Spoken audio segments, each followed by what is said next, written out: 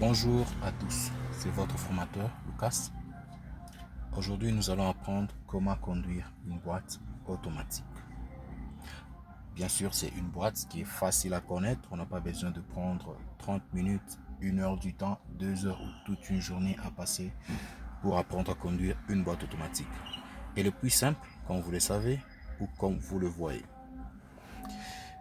Alors, sans plus tarder, qu'est-ce qui est représenté pour connaître une boîte automatique?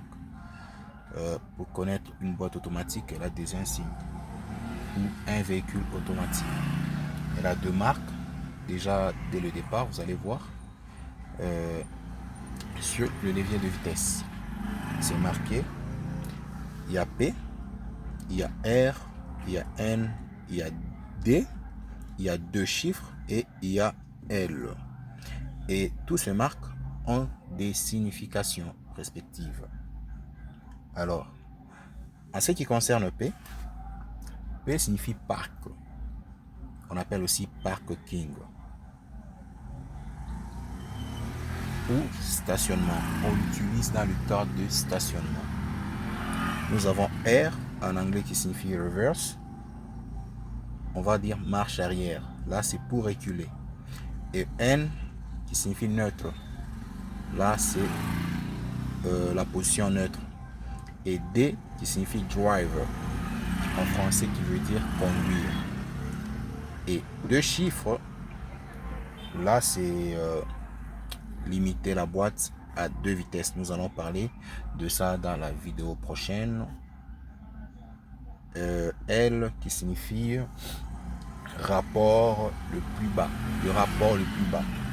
Utilisé dans les fortes montées ou descentes. Ça aussi, nous allons parler dans une autre vidéo. Nous allons vous parler de ça. Ok. Encore comment reconnaître la boîte automatique. Regardez bien. Au niveau de pédale. Nous avons deux pédales. Nous avons la petite pédale. La petite pédale, c'est ce qu'on appelle l'accélérateur. Dans tous les véhicules, vous trouverez l'accélérateur qui est placé toujours à droite. C'est la première pédale à droite. Partant du droite vers la gauche, c'est la première pédale. Et la seconde pédale, c'est la grande pédale. Elle est généralement plus grande que les autres pédales. Ça, c'est la pédale de frein. Là, on accélère et ici, on freine. Aussi, nous parlerons dans une prochaine vidéo. Merci.